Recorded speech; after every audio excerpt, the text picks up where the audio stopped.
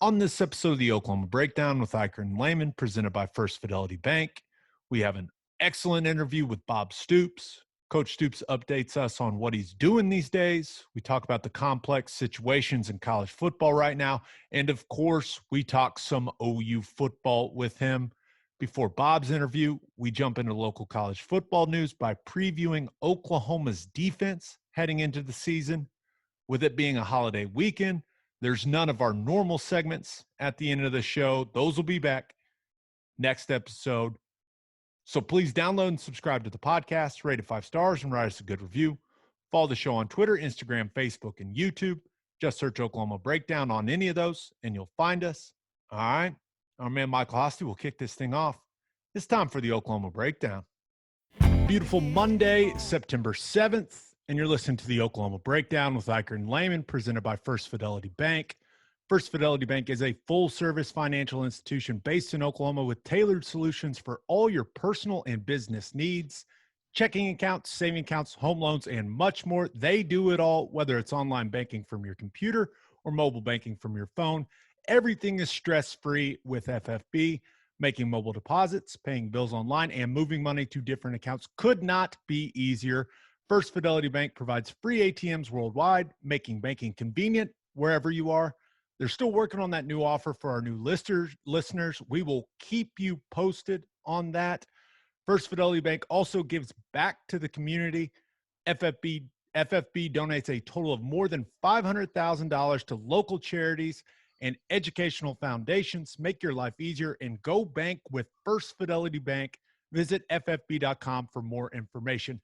Well, happy Labor Day, everybody. We appreciate all your hard work and hope you're enjoying a nice and relaxing day. Now, full disclosure, we are recording this a few days in advance. So what's the best way to put it, Ted? So that we can properly honor all of these people's hard work by drinking a ton the entire weekend, right? That's a fair way to put it. Yes, I can confirm that that's the way it's supposed to go down. Absolutely. And I got to tell you, it's needed. A little bit of a break, and I know I just had a vacation, but I need a little bit of a break here, an extra day to kind of I feel like the season, like it's been upcoming forever, and now that it's here, it's like it's somehow this season has creeped up on me, and I don't know how that's possible. We've been fretting over it every moment of every day. It may be because there was a small part of you that thought it may not happen. Yeah. So, and you're also like the busiest man on planet Earth during the season. It can be a bit much, but we're ready to roll. It's going to be fun. Yeah, I can't. The podcast, I think it's going to be great during the season. We're obviously going to hit our stride, dude. We're going to preview all the games. The late Sunday recording, the one we put out late Sunday night, Monday morning. That's going to be kind of a recap of the weeks before. It's going to be fun. I'm really excited. So we are doing our part this Labor Day weekend, and we're going to enjoy a little R&R and have a good time. And then it's game week, baby. By the time people are listening to this, it's game week, Ted. Let's go. I guess, yeah. I mean, by the time this thing's up, let's just pray that we're still on schedule to play football, because you watch some of the high school stuff around the state. It scares me a little bit, Gabe, and I don't want to be scared, man. We can't live in fear, but man, I'm scared. No, I think all signs point to football being played in the Big 12 Conference this weekend. So I'm pumped. And since OU, I mean, we got a game, people. We are going to preview the OU defense. We previewed the OU offense last episode. So that's kind of our local college football news. And that news is brought to you by Will and Wiley Hard Seltzer. Guys, stop acting like you're too manly and just accept it. Hard seltzers are amazing, and there's only one hard seltzer that we drink on this podcast, and that is Will and Wiley Hard Seltzer from Coop Ale Works. It's perfect for any occasion. We drink it by the pool, at the lake, and at the tailgate. It's made in Oklahoma, and it is absolutely delicious. Will and Wiley is customized for the Oklahoma lifestyle. Go find it right now in a store near you, and go follow them on social media at Will and Wiley. If you're drinking some because of us, tag us in your social media posts to let them know. A little news before we get to the defensive preview. Teddy, I just have one question for you. What do you think gets OU fans more excited? I'm going to give you two options here. Number one, Braden Willis comes out and says that Spencer Rattler has Baker Mayfield energy. Number two, fans can buy a cardboard cutout of themselves to put in open seating around the stadium for the low price of $50. Which one do you think is getting the Sooner Nation more fired up? Well, for me, I'm like this every year with the quarterback, and I was even like this with Baker Mayfield. I don't give me that energy until you do something. You know, maybe it's old school, I don't know, but maybe it's the defensive guy there's a little bit of eye roll anytime the offensive guys act like that. So for me, it's the cardboard cutout. And, you know, I thought honestly, like, what can I do here? Because I would like to get an entire row of like ex-OU coaches, like with angry pictures, you know, just like an entire whenever he's going crazy on the sideline. An entire row of Venables and Jackie Shipp headshots from year after year. Yes, exactly. That's what I was thinking I should do. But I think that's going to be cool. I mean, in a typical year, you'd say, "Oh my God, this is the dumbest thing ever." But this year, I think it's kind of cool, especially for folks that weren't able to get their tickets and stuff. And gives you a reason to watch and check the surroundings. There's not going to be nearly the atmosphere that you're used to, but you could check the cardboard cutout, see what's going on there. My favorite part now for the people that want cardboard cutouts, orders have to be in by September 8th. So you got to get on it, people. Like, you don't have much time. So is it just a one-time fee and that's every game? Yeah, it sits there the whole season. Now, the best part about it, you can go read all the details on I think Soonersports.com, but if it gets damaged, they don't replace it. So that's where it gets really fun for me. How many like punters are going to be aiming for those things in warm up? Oh, I can't wait. It's going to be awesome. Well, I mean, I guess it's a little bit different than baseball. You've got foul balls and home runs, and those cardboard cutouts have a good chance of getting some camera time. I don't know how much in a football game you're going to get camera time with your cardboard cutout. I mean, I guess it could happen. They scan the crowd, but I guess it's little more rare. It's some good B-roll. I mean, there'll be a lot of it. They're going to show it. They show it in all the other sports. Why not? Come on. It's going to be – it is going to be fun. But OU fans, I'm sure it got the juices flowing a little bit when Braden Willis said that Spencer Rattler had some Baker energy. Yeah, I think some people were excited. But, yeah, I'm with you. Cardboard cutouts, much better. Much better. Now, Ted, let's preview – the Oklahoma defense. Year 2 under Alex Grinch, they feel a lot better about their depth. Now, once again, quick reminder that a lot can change quickly with guys testing positive and the contact tracing and all of that stuff like that. That is going to be a factor. Hopefully it's not a factor for Oklahoma, but you don't really know. So, and I cannot believe I'm going to say this, and the defense, that's kind of your thing. So I'm going to let you roll on this. But let's start with what I believe is perceived as the strength of this defense. The secondary. Am I crazy? I think that's how it feels, right? I think the secondary is improved over a year ago. I think the safety position, they've just got that year under their belt. I think they're going to be better at corner, first off, because Trey Brown is playing out of his mind right now. And then you add Norwood, which gives them more size there at the corner position. and I think more consistency, good tackler, just a good all-around player. So I think the secondary is improved over last year. The strength of the team, I mean, I hope it ends up that way. I hope it ends up that way. Now, you always want the defensive line to be your strongest unit on your defense. Like if you have a badass defensive line, a lot of things fall into place. But having a good secondary, I mean, in the Big 12, and I know people think, oh, it's all air raid. It's not that. The Big 12 is really not like that anymore. I mean, there's more an emphasis on running the football now, but having a good secondary is still very important in modern football. Like it is. So I've heard the same things you've heard, but you don't think that's the strength of this defense? You're going to say linebackers.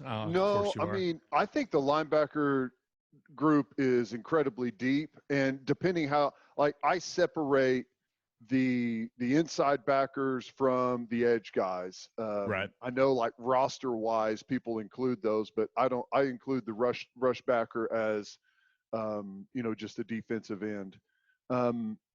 Here's the thing, and it's the same as offense. If the offensive line is the strength of your team or your offense, everyone else looks way better. So if your defensive line and your pass rush and those guys are disruptive and getting to the quarterback, well, then your secondary is going to look really good. I don't care how good your secondary is. If there's no pressure on the quarterback, I mean, you're going to get picked apart on the back end. So it all works together. And so it's kind of hard to say what the real strength of the team is. I think the secondary's improved. They like their safeties, but I still think they could be a lot better there. Right. They've got consistent guys, but I don't know that they've got like game-changing type of talent there. Right. I'm not sure that they consider Delaird Turner-Yell or Pat Fields kind of like as an elite player, but there's been kind of some arguments within the staff. Which one of these guys has improved more, right? It's good to hear that they're playing at a significantly higher level. And then I don't think we can overblow what we're hearing about Trey Brown. It's like he's a different human being. I was told that behind Creed Humphrey, Trey Brown is the second best overall player on this entire football team, which if you would have told me that at the end of last year, I'd have been like, I mean, he's really fast. I like his competitiveness, but really? I mean, that you think he's that good? And it just seems like I don't know if a switch flipped or what happened. He's pissed. Which is good. I mean, you've seen some of the stuff he said on social media. He's tired of getting overlooked. And, hey, it's working great for him. And I know I've referenced it several times, but Grinch told me way back in early winter that Trey Brown is a completely different guy than he was a year before. Completely different. He's a leader. He's holding everyone accountable. He's flying to the football. And here's the thing, man.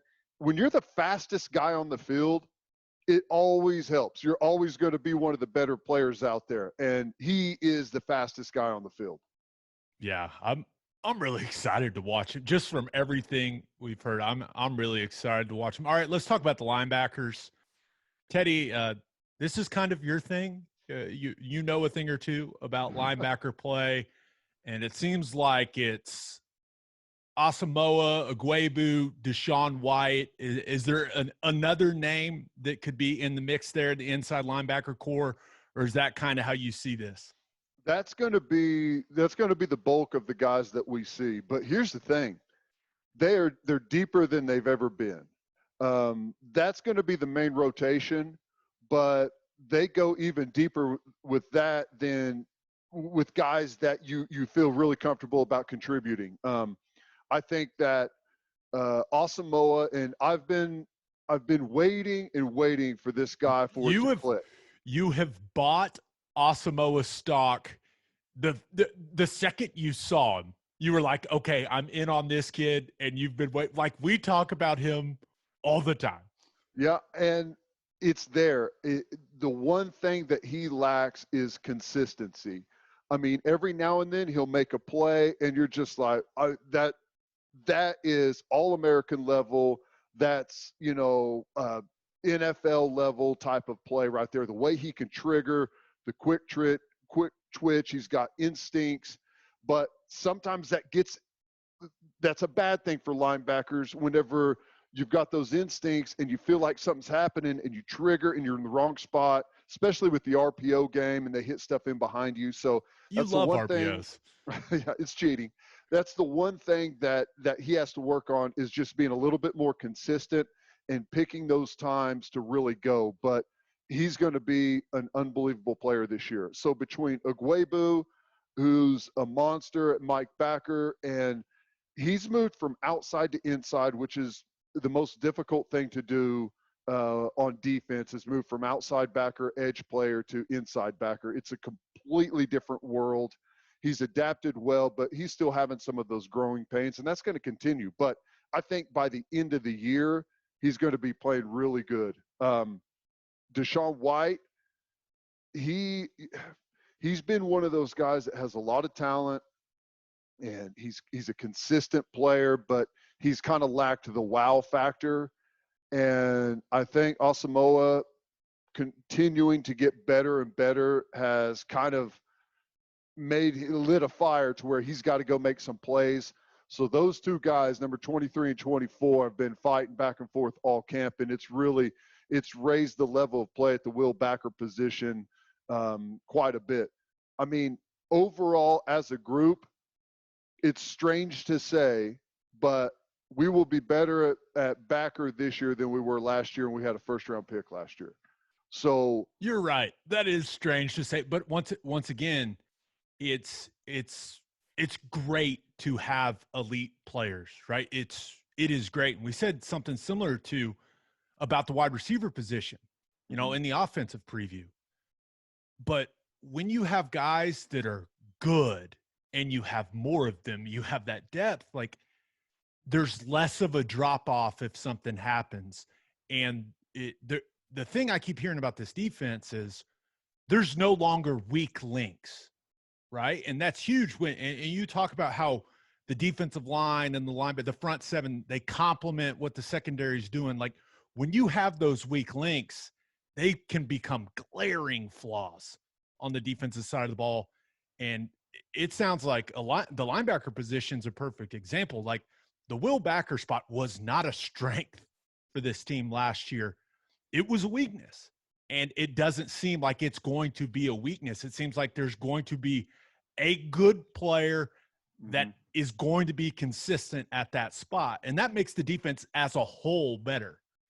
Yeah, there's no doubt about it. I mean, I liken it to, this is a weird analogy, but when you get a massage, okay, you get like there's a spot where it really hurts, and then the masseuse just sits there and hammers that spot, and you're wiggling on the table. That's what offenses do. If they find a weakness in the defense, they exploit it over and over and over, and there's really nothing you can do as a defense. When it's there and people know it's there, offenses are just going to continue to hammer that. So I think all around they're going to have much better play at backer, and it's going to be because of a lot of things. Guys being in the system another year, I think the guys have improved physically. Oddly, they've gotten bigger at backer after we lost a first-round pick, which is a big linebacker. We've gotten bigger. So I think it's going to be really good. And the big key is the defensive line is playing better and the secondary is playing better. And it always works together. And when you're getting better play at those two levels, naturally for linebacker, it makes your job easier, and you fly around, you're able to make the plays that you're supposed to. It's easier whenever you're making the play you're supposed to, instead of having to go and do extra and fill in for someone else that's out of position. Yeah, it sounds like it's a lot better place. Let's talk about that defensive line, and let's start with, that defensive end / edge player, rush back, or whatever the hell you want to call it. They play on the edge. They're not interior defensive linemen. We call them edge players. So Perkins is suspended. You're starting to hear phrases like, well, when we get Perk back, and that kind of tells me that they're not expecting this guy to be available. So we'll see who steps up. But remember how I said if there was one player I could buy stock in on the offense, it would be Stogkowski, as you're calling him? Yes. Well, from everything I've been told, the guy to buy stock in on defense is Nick Bonito. I've had some people tell me he's the best. And when I heard this, I was like, really? Bonito? Because he seemed like kind of the wheels were really spinning mentally for him last year. Like he's one of those players last year, you could physically see him thinking out on the field, which is never a good thing for a defensive player. He was like tapping his helmet like, Well, that happened. No, but I had someone tell me that he is the best natural pass rusher they've had since Obo. Like the improvement that he has made from where he was at in the Peach Bowl to where he is now is night and day. So I'm going to go out on a limb here. And this is my bold defensive prediction for the year. I know people are like, hey, will they be a top 20 defense, all that stuff. I'm not getting it. I'm looking at one guy, and that's Nick Bonito. And I know there's a few less games, so I may have to prorate this at some point. But Nick Bonito, if he stays healthy all year, that's obviously a caveat, he will have double-digit sacks this season. You heard it here first. Nick Bonito, double-digit sacks. I'm going out on that limb. That sounds insane from what we saw from him last year, but I'm going to trust what I'm hearing. I guess this guy has just turned into a monster of a pass rusher. Nope, that's exactly right.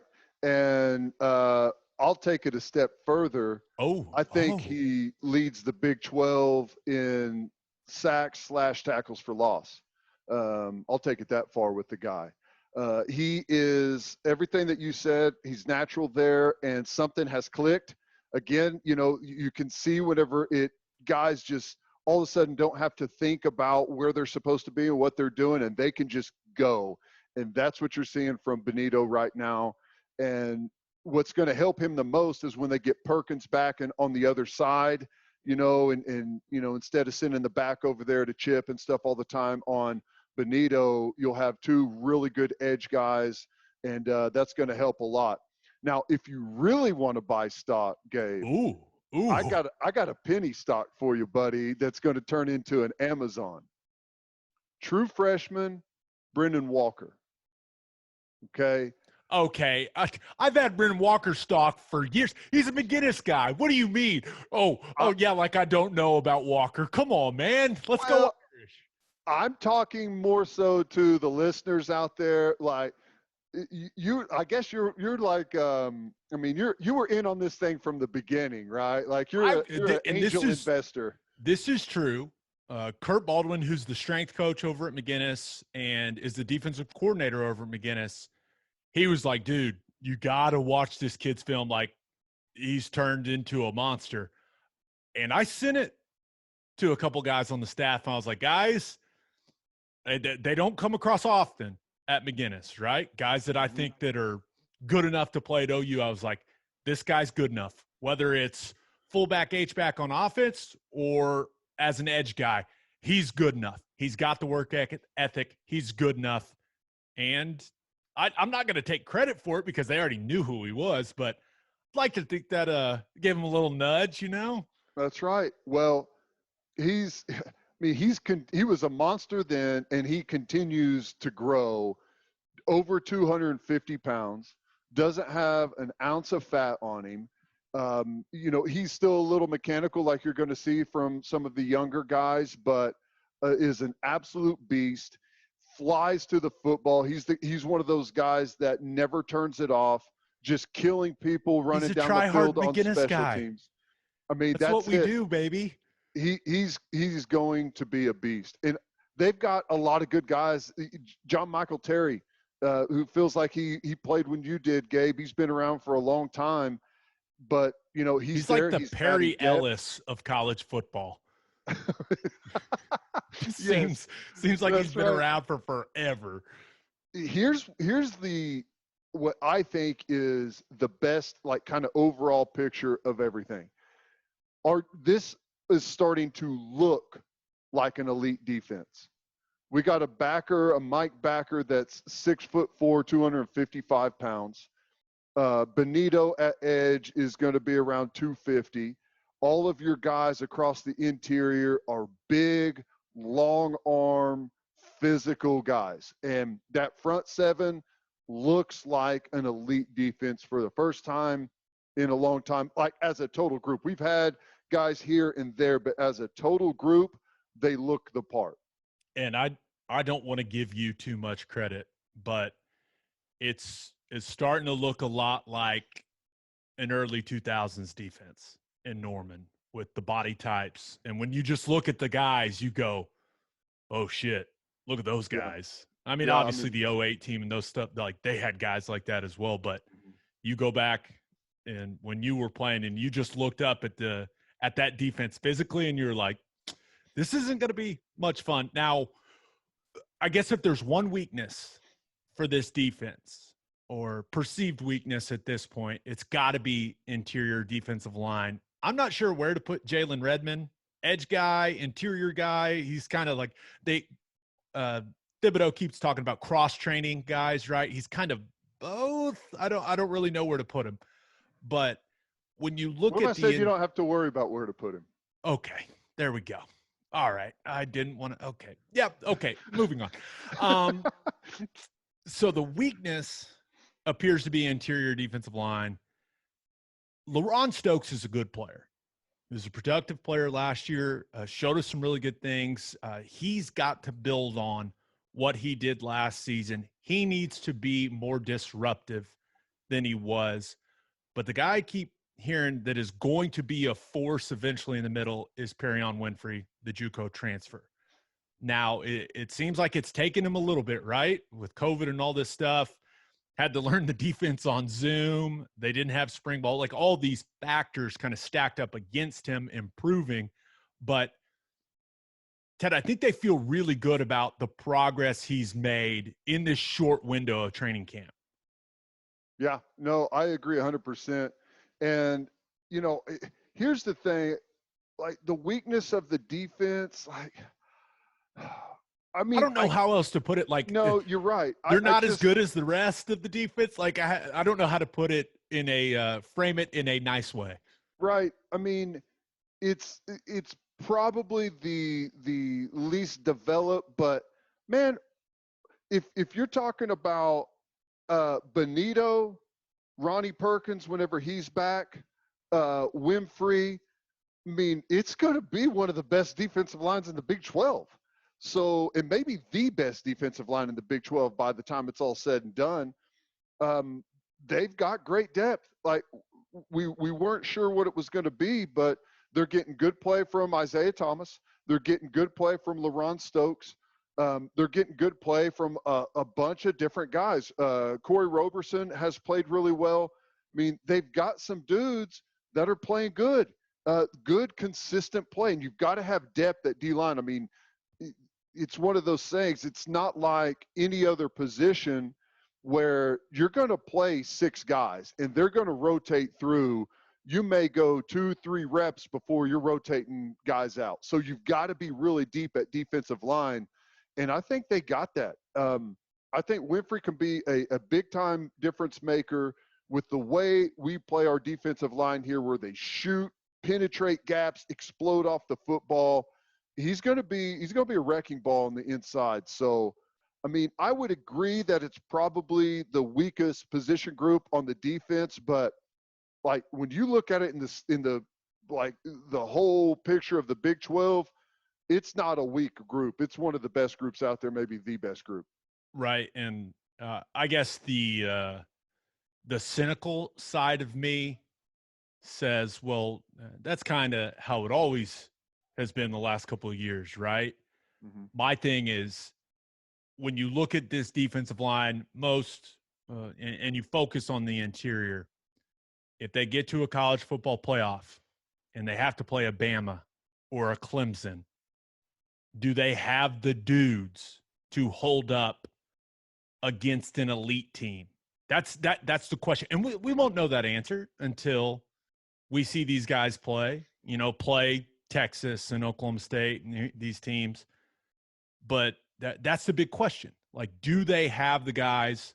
Because I think the edge guys, like Perkins, he's an early round draft pick. Like, he's got what it takes to hold up against teams like that. Seems like Benito is trending that way as well. But those interior guys, like when they play another top 5 program, like another team that has been recruiting and been just winning conference championships and all those things, will those guys hold up in those games? That's the big question. And they haven't held up in the last couple college football playoffs. I mean, obviously Gallimore did his thing, but that's the big question. Now, I do have one more question for you, because you look at OU's defense, you look at Oklahoma State's defense, and I'm really interested to see what Oklahoma State's defense looks like this season. They've got all those starters back. Now, I don't think there's a lot of elite players, but there's 2 guys that you and I really like for Oklahoma State. And that's Malcolm Rodriguez at linebacker and Colby Harvell-Peel at safety. Now, this is the question. Who's the best defensive player playing college football in the state of Oklahoma? Are you taking Rodriguez? Or are you taking Harvell-Peel? You taking Ronnie Perkins, even though he's suspended? You taking Trey Brown? With what we're hearing about him, like, if you had to pick one, who's the best college football player in the state of Oklahoma on the defensive side of the ball? I would take Ronnie Perkins and not even think about it.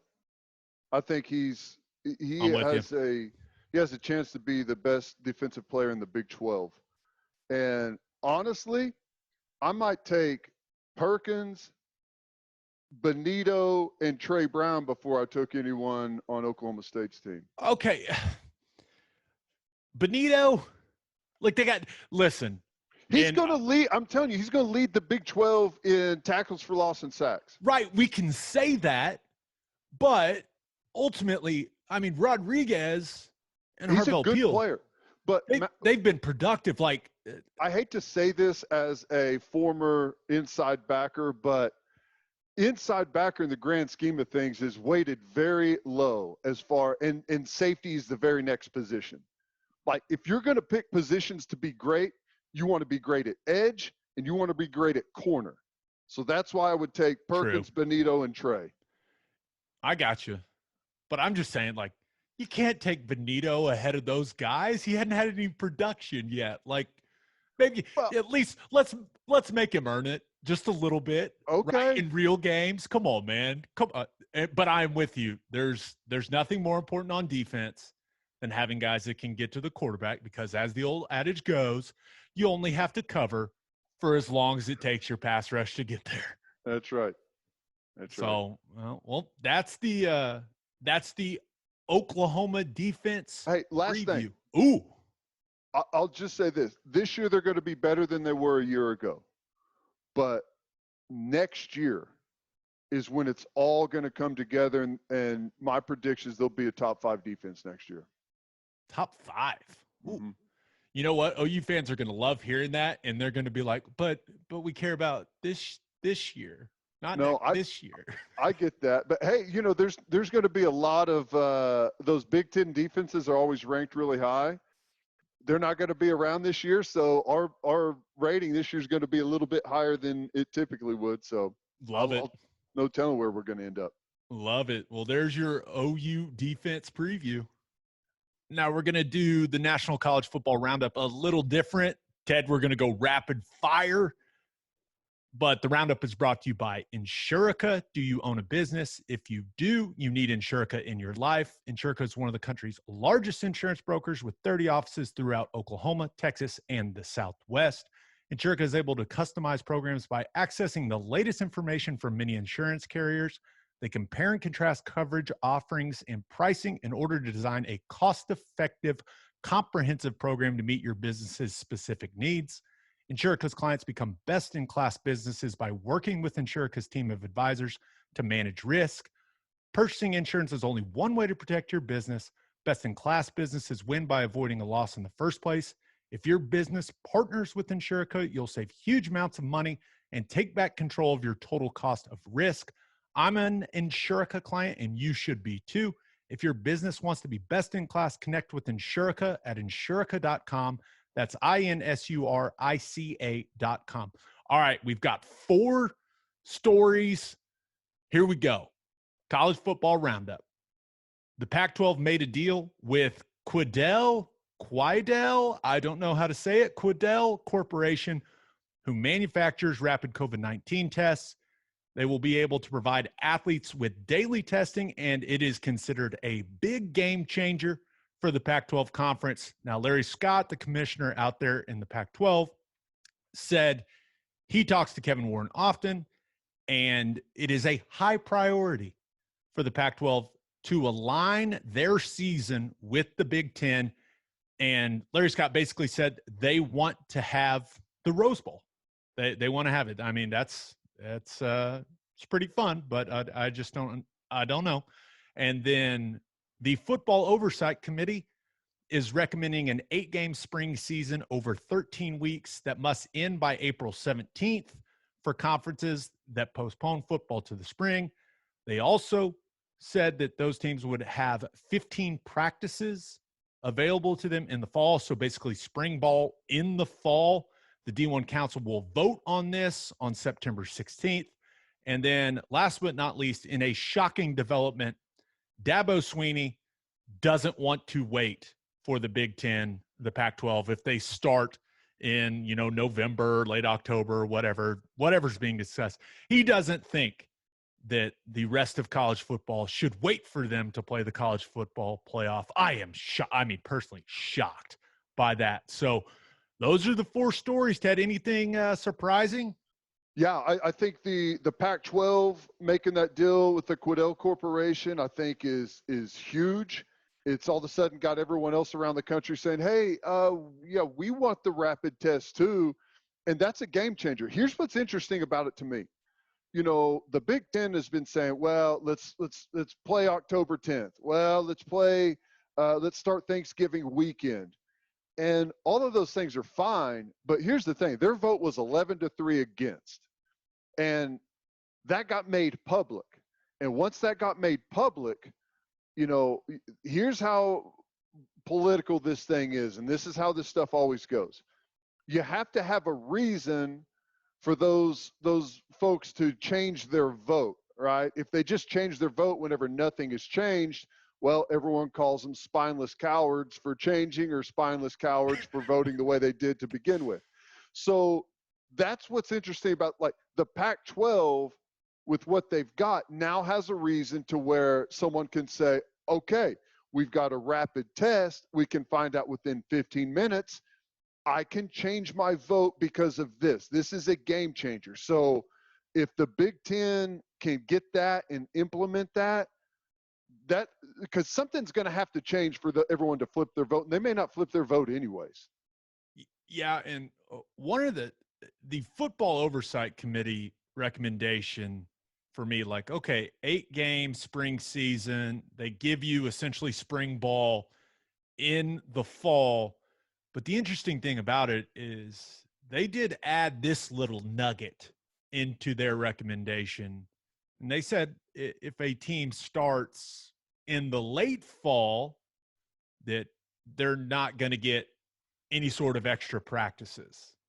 So I think that was a direct message to the Pac-12 and the Big Ten, who've, we've heard it floated out there, Thanksgiving type start date. I think that was a little message saying you sure about that?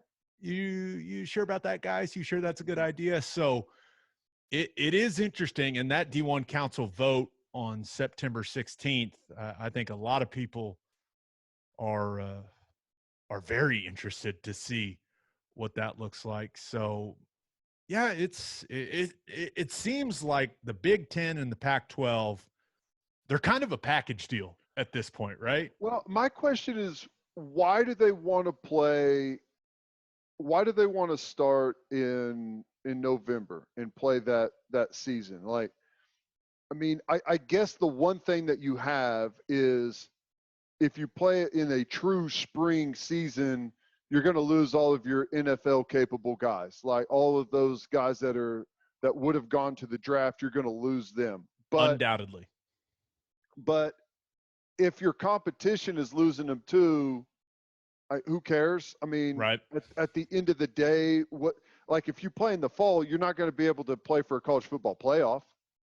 You know, I mean, you're not going to be able to go to the traditional bowl games that we see out there.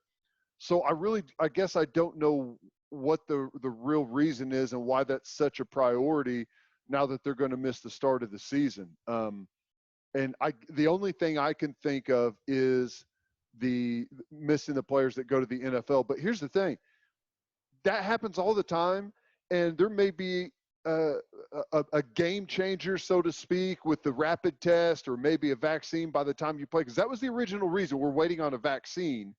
And, you know, so if you have that, well, maybe in the spring you can play football in front of a full stadium, which is at this point maybe worth waiting for if you're not going to be a part of the college football playoff. I think the Big Ten and the Pac-12, they need to be united on this. I have very little faith that that will happen after what we've seen from the Power Five over the last few months. But I think it's important. They need to get their shit together, and they need to put out a plan before the Big 12 kicks off. Before the ACC kicks off, certainly before the SEC kicks off on September 26th. Like, they need to put their plan out there. Like, it needs to be, because right now the PR is, I mean, they're just getting hammered, especially the Big Ten. So we'll see what happens. But now we do have one more piece of news for the National College Football Roundup. Teddy, I will just let you take it from here. Well, yeah. So yesterday, which would have Thursday, I got a text message from someone in the know saying that TCU has sent everyone home from their facility. Sent the players aren't allowed to come in. The locker room is shut down. The weight room is shut down. They sent all the coaches away from the facility. I guess they had a test, and what they got back was bad enough to where they kind of had to shut everything down. And depending on the amount of guys and the contact tracing situation, there's a really good chance, and I would say likely, that their opener Friday against SMU is going to be canceled.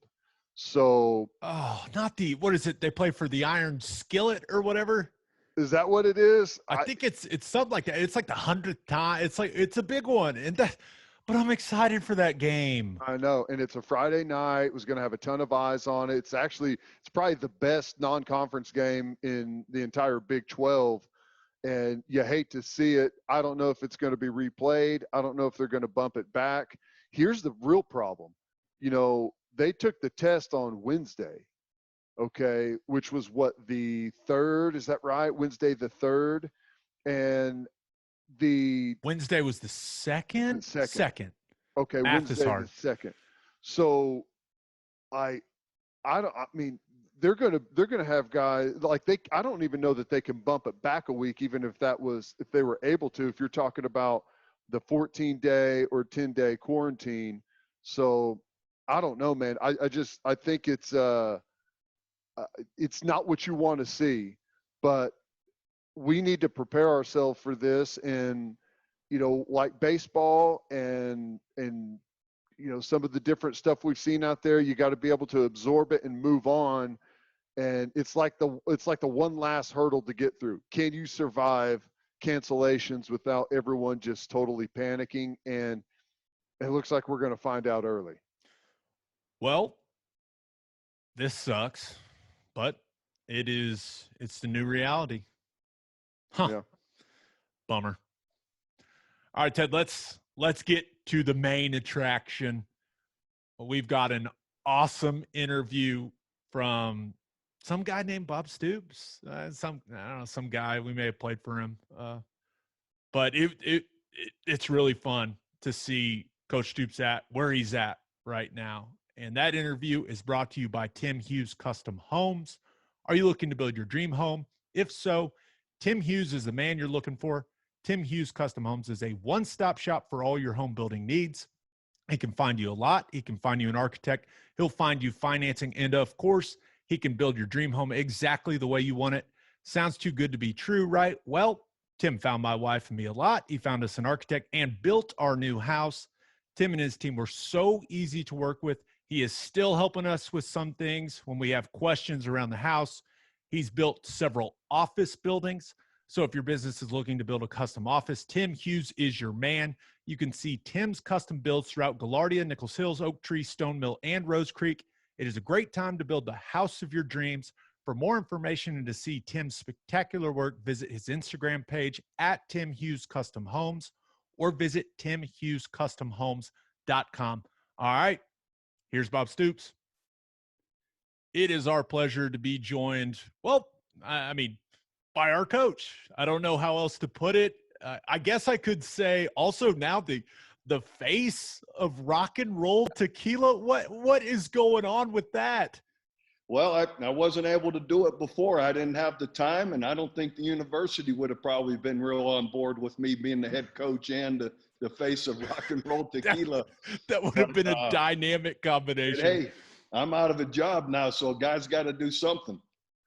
I love it. I saw, so the article came out yesterday from Jason Kersey with The Athletic, and I just love that. And I don't know if it was the first appearance that you did, but it was one of the first down there in Florida at the Hard Rock. And it just so happened to be the same time that Florida State was looking for a head coach. So you had to deal with all of that stuff. Well, not as much as you think. All of that's going on around me. Most of the time, I don't even realize it, and don't pay much attention to it. And I was at a great event. It was for the Dan Marino's Foundation, his charity. So I was with a great group of people at a great venue with my rock and roll tequila team. And so that's all I was down there for, and enjoyed the evening. So now I've not tried the rock and roll tequila. I need to get my hands on some. I'm going to go track it down, Coach, but just let's get a thorough breakdown of what we're working with here. Like how many different kinds, what's the price point? Like what kind of occasion should I drink it for? Like, give me the thorough breakdown of this product. Well, they've got some great, the mango one has probably been, the most popular. It's just simple. You just put it with a little bit of club soda or straight. Ooh. And they call it, or you get a 3/4 shot of mango and you top the rest of that shot off with a little orange juice and you drop it in a Modelo. Oh, I like that. It's pretty strong now. So, but they've got the clear. They've got new strawberry coming out soon. They've got they've got the platinum as well. They've got a couple of different clear bottles. They've got the mango, and then they've got the strawberry on its way.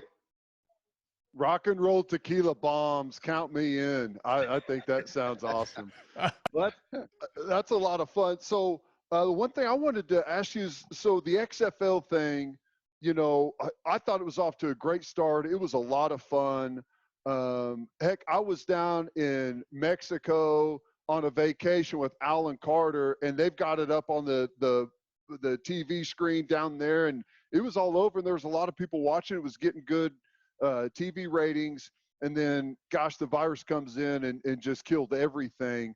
But The Rock has come in and purchased that thing, and looks like he's going to try and continue it. Have you had any talks with maybe continuing on with the XFL? Not lately. They had inquired if I'd have any interest a while back, and under the right circumstances, possibly. But let's face it. I think they're still trying to figure out. I know they want to move forward with it, or they wouldn't have purchased it. But I think everyone's trying to wait and see, where we're going to end up with the whole virus and how everybody's going to handle it. When is the Big Ten actually going to play or not play? What's going to happen when we do start playing? I think there's just too many uncertainties for them to move forward, just yet. But surely they wouldn't have purchased it out of bankruptcy not to put it back on the field. Now, Coach, I know it came to an abrupt and unfortunate end, but how are you enjoying it? I mean, was it everything you hoped it was going to be? I know that it was the spring. You kind of had this short season. That way you could, still kind of scratch the football itch a little bit. Like before it just came to a halt because of the coronavirus. Like, were you having fun? I really was. The guys were great to work with. It was all football, which everyone knows. The guys were older guys that have played a lot of football, so they picked everything up really, in a quick way. Really pleasant guys to be around, a bunch of good, fun attitudes to be around every day. And you didn't have to worry. You didn't have to have an academic meeting every morning. I didn't have to have a compliance meeting once a week. Certain things like that where it was just football. It was a lot of fun. I was enjoying it, and it tells you how much I was enjoying it. We were 2-3, and I was enjoying it. I played in the league. That's the only losing record I've ever had. Oh gosh, you guys got to get back out there and finish the season. Then he's got to get back. This can't be on the resume. Well, no. There's an asterisk next to it. The season wasn't complete. There's no doubt. I mean, you mentioned it was just football, which is always streamlines everything, makes it really enjoyable. But talk about not being just football. The virus stuff this year has just been crazy. I mean, what Lincoln Riley has had to go through just with the testing and the protocols, sending the guys home, bringing them back, all the different stuff that they're going through. I mean, just what's your view of what the college football world's been like here over the last 6 months or so? Well, it's probably not just the football world. It's been challenging for everybody. Just think of the people that are out of jobs, out of work, businesses closed. So, football is just another part of that. Everybody's been struggling. Everybody's been finding a different way to navigate it, to work through it, and to keep pushing forward. I think that's the main thing, is try to keep finding ways to push forward in a positive way, whatever that is. And I think Lincoln's done a great job with the football team and his messaging, and the guys have done their best to stay on the field and keep pushing forward, and hopefully it'll continue that way. Quick break just to tell you about our friends at Advanced Weight Loss Clinic of Sand Springs. They'll help you execute a realistic and achievable weight loss plan designed for you and only you. They've got all kinds of treatments for men and women. Their licensed and trained experts combine diet and exercise with hormone therapies to maximize your results. If you're struggling with low libido or low energy, Advanced Weight Loss Clinic of Sand Springs can help with that too. They also offer Botox and fillers. To get on the path to losing weight, call 918-241-LOSE or visit their Facebook page. If you mention the podcast, you'll get a free fat burner injection. All right, back to Bob. Coach, you've always, talked about how great you think Joe Castiglione is and the leadership there at Oklahoma. Have you been, so you're probably not surprised at all, but what do you think it means that they've kind of been at the forefront? It seems like Oklahoma's been leading, and a lot of people have kind of been following their lead when it comes to what they're doing, when it comes to protocols and all those things. And I think it just really represents the university well, not just the football program. You know what I mean? Yeah, there's no question. And again, I've said it a lot. We've always had great leadership at Oklahoma. And it starts really not just with Joe Castiglione, but now Joe Harris, who I've got great faith in, and just a great leader and a guy that understands the university in such a great way.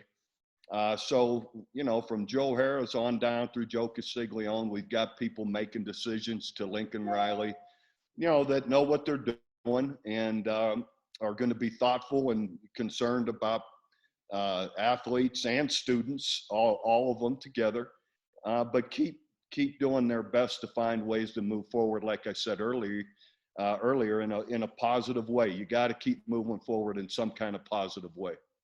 With all this going on, as Lincoln Riley's football team, somehow you still got to stay focused on going out and trying to win a championship. And from what you've seen and heard and talking to the people around there, do you feel like that's happened? Do you feel like this group has stayed focused kind of, even though there's a lot of, you could say, more important things out there going on, are these guys focused and doing the things they need to do to go compete for a championship? Well, it sure seems that way. I've only been by a couple of practices, but it sure seems that way. Again, just from everything that I've heard and talked to guys there on the team and or some of the coaches, that they have navigated this really as well as they possibly could.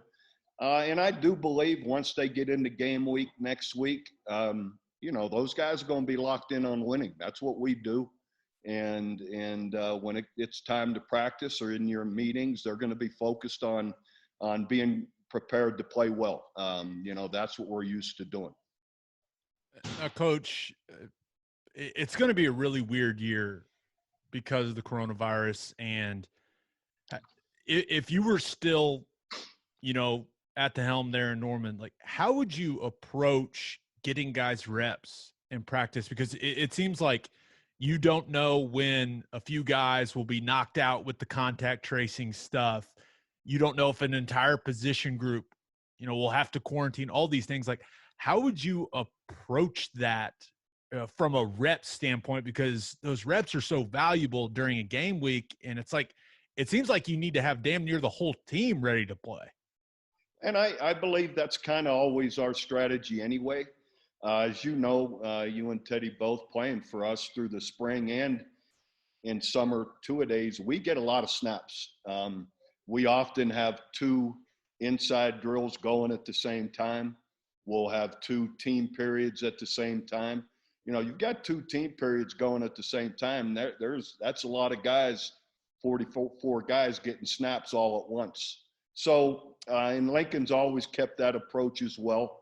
So I think you're right, in that there's going to be, everybody's going to do their best to have more guys available and ready to play and up on the game plan, and ready to jump in. And it may cause you even, as a staff, to simplify maybe a little bit more, in some cases, whether it be offense, defense, whatever you're trying to do, so that more guys can go in and play without making mistakes. It's great to get your view and your insight as a coach, but we can now also get it as a parent. I mean, you've got a boy on the team. Did you ever have any hesitation or think that maybe it's not safe or worried about sending your boy out there to play with the virus going on? No, not at all.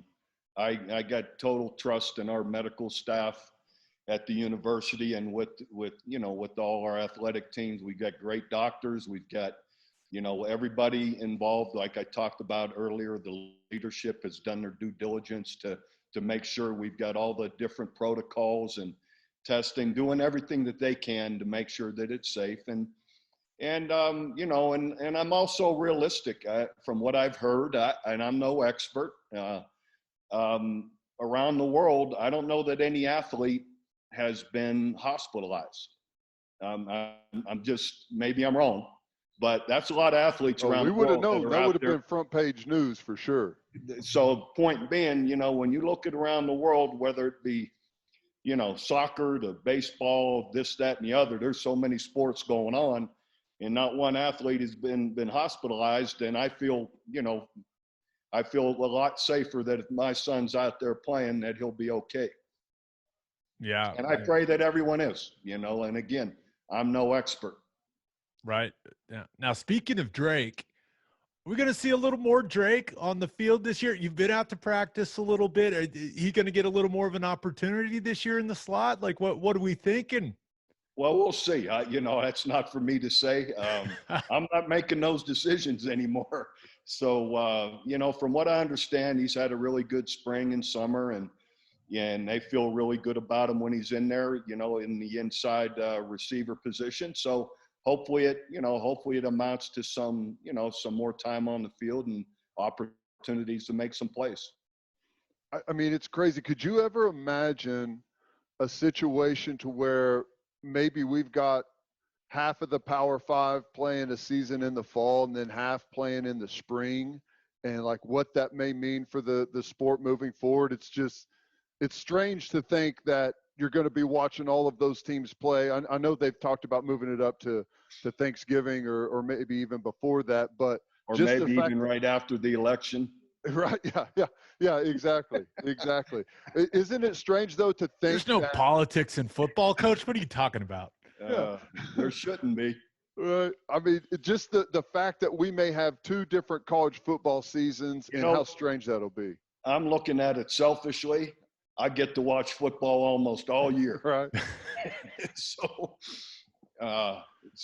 we'll see. I don't know. Everybody's gonna kind of has that wait and see mentality. So just got my fingers crossed and prayerful as well that everybody can do it safely and continue. Like I keep saying, keep moving forward in some kind of positive way. So you are an Iowa guy, and I've never been to Iowa City, but it seems like football means a lot to the people there. So what are you hearing? Because I assume you still talk to guys you played with there. Obviously, you've coached with a bunch of them. But what are you kind of hearing from the people around Iowa football? Like they're about to watch the Big 12 and the ACC and the SEC play football here very soon, and they're just going to be sitting there. Like that's got to be awful for them.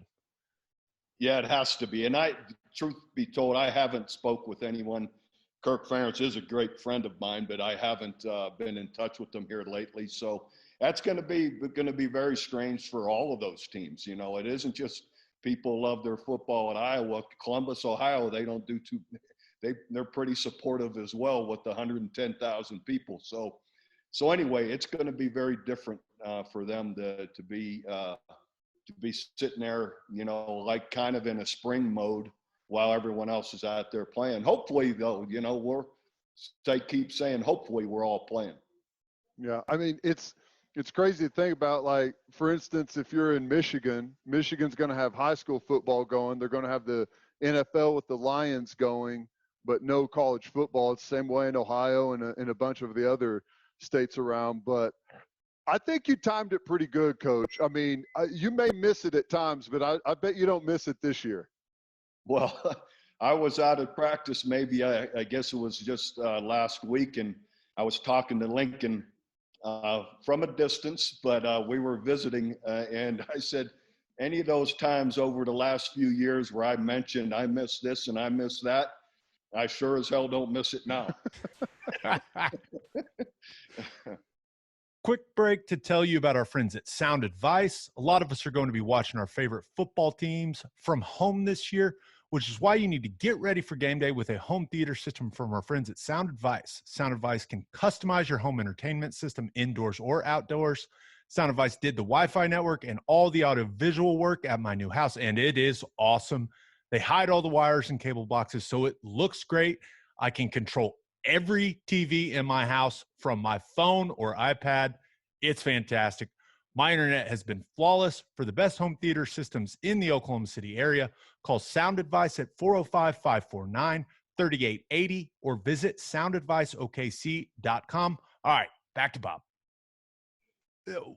So do you feel, and I know you've talked about it publicly several times, kind of struggling to adjust, right? And that it's been more difficult than you thought it would be.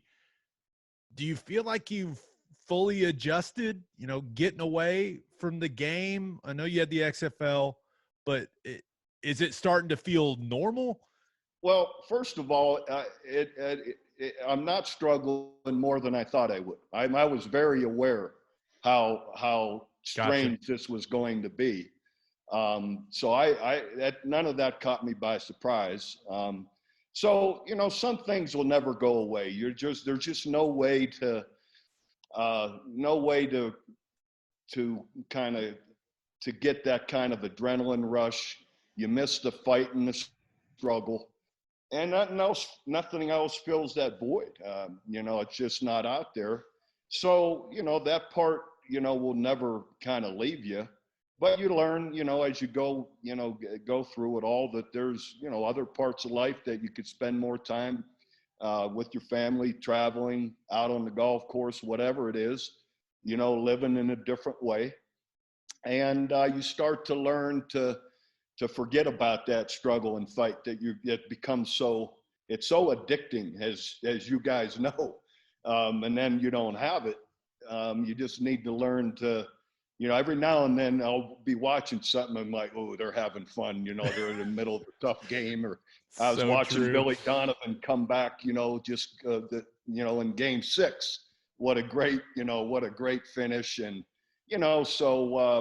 so anyhow, you're reminded of it now and then, but I do my best not to dwell on it very much. I still have dreams of there's a football game happening and I'm supposed to be there, but I can't get to the field. I can't. Does that ever happen to you where you have these moments like you're supposed to be at a football game and you can't get there? Yeah, somehow you miss the bus. Yeah. Right. Yeah. Oh yeah. It's in roundabout ways. Definitely. You have those kind of dreams. Now, Coach, I just got one more for you. Now you cut your teeth as a coach on defense, right? You were known as one of the best defensive coordinators as a head coach, very defensive focused. And I'm just curious, when you watch OU on defense now under Alex Grinch, like what stands out to you? What kind of catches your eye about the scheme? I don't expect you to go into a deep X's and O's conversation, but what do you think when you watch this scheme play on the field at OU? I think Alex does an excellent job of challenging offenses to react to him and to the defense, as opposed to the defense always having to react to the offense. When I say challenges them, he's going to bring stunts different ways.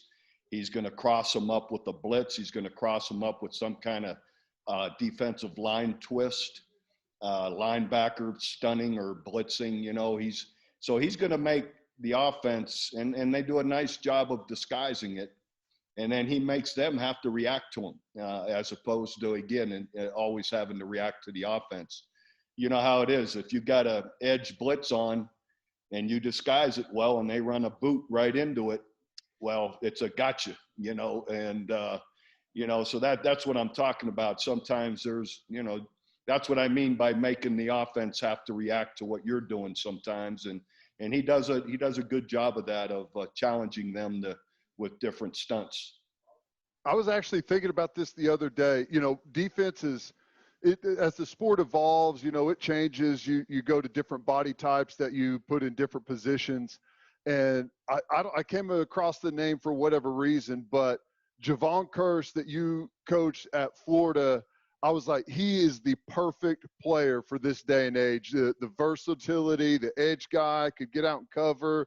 It's those players that can do just more than just one thing. You gotta have guys that can cover, that can run.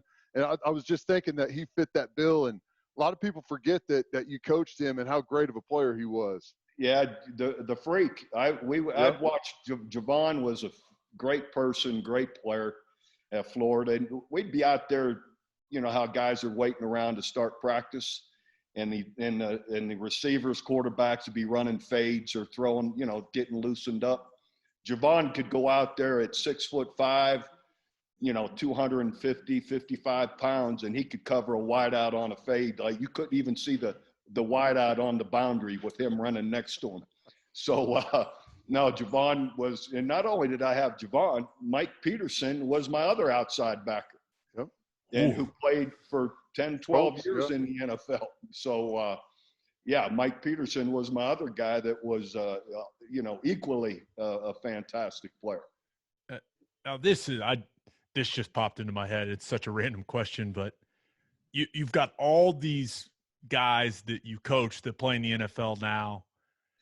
Do you play fantasy football? Like do you just draft like all your guys? Is it like I would look at your team and it's like Baker, Mixon, Westbrook, and then like some of the older guys? Like, is that something you do? I haven't. I guess I was involved in real football too long to get involved with fantasy. But you know what? I may have to do that where I just take my guys all the time, and see how that works out. I'm gonna out pretty good. There's a lot of people around here that do that. It'll work out pretty good. Yeah, I haven't. You guys are going to have to school me up on how that goes, and I'll start paying attention. We'll start a league, Gabe, and we'll invite Coach in. Yeah, let's do it. Seems fair. I'm in. All right. Except like I said, I got all OU guys. All right, I feel good about that. I'll give you all the guys that you coached, and I think I can put together a pretty good team from the rest of the guys in the NFL. You guys are going to school me up on it. We'll come on every Monday or Tuesday and see who did what. We'll have a little recap. I love it, Coach. Well, hey, we really appreciate the time, and it's really cool seeing you. I mean, you got the beard, seeing you just having fun with the rock and roll tequila stuff. I mean, it's awesome. I don't know how else to describe it, but it's a lot of fun to see you kind of in this stage. Well, I appreciate it. It's like I said all along, I had a ton of fun while I did it, and wouldn't have changed any of it. Worked with great guys like you, a bunch of great coaches. And, life brings you different things at different times, and we'll see what else is coming my way. Rock and roll bombs this weekend for Labor Day. That's my goal. Hell yeah. I gave you the recipe. That's right. Appreciate it, Coach. Thanks, Coach. See you guys. That interview with Bob Stoops was also brought to you by Bishop McGuinness Catholic High School. As schools are reopening in the fall, parents want to provide the best possible educational experience and spiritual development for their children. There's no better place for that than Bishop McGuinness Catholic High School. A 1-to-1 iPad setting makes McGuinness students fully prepared to continue high-level learning from home. A 12-to-1 student-to-teacher ratio guarantees no student is overlooked. In addition to athletic programs and clubs, Bishop McGuinness's college prep curriculum offers 22 AP courses. Financial aid is available. For more information, visit bmchs.org. Thanks to Bob Stoops for joining us. Ted, I think it's still a little weird, but it is cool seeing him, so relaxed, and, it's for all of us that got to see him kind of behind the scenes. We always knew he was kind of a goofy, fun guy, great personality, but it's fun kind of just watching him let that guard down. I'm enjoying it, man. I'm enjoying Bearded Bob. There's no doubt it's going to be fun. I think what we should do over the holiday weekend is you and I both need to video a mango bomb, and we'll send it to Coach. We're supporting you, Coach. Fully supporting that, and I bet you we could put it in some Will and Wiley. Just saying, a little combination there. Yeah, you know what I'm saying? I like that. Still got to take care of the sponsor. You know what I'm saying? But it's great. Now, since we are enjoying Labor Day weekend to its fullest extent, we're not going to do any of our normal segments here. So that's it, Ted. Episode 40 in the books. We'll have a new podcast that'll drop Thursday morning.